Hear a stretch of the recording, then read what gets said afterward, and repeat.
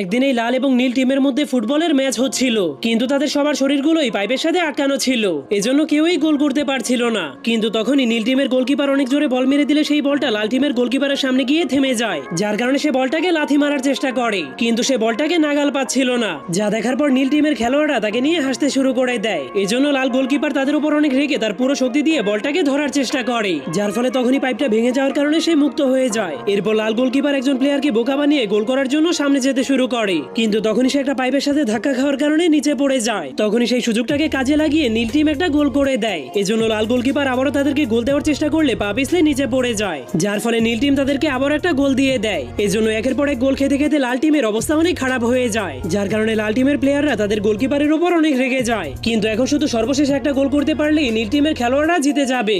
যা দেখার পর লাল গোলকিপার তার জায়গাতে গিয়ে জলদি করে তার পাইপটাকে লাগানোর চেষ্টা করে, কিন্তু তখনই নীল টিম বলটাকে আবারও অনেক জোরে একটা লাথি মেরে দেয়।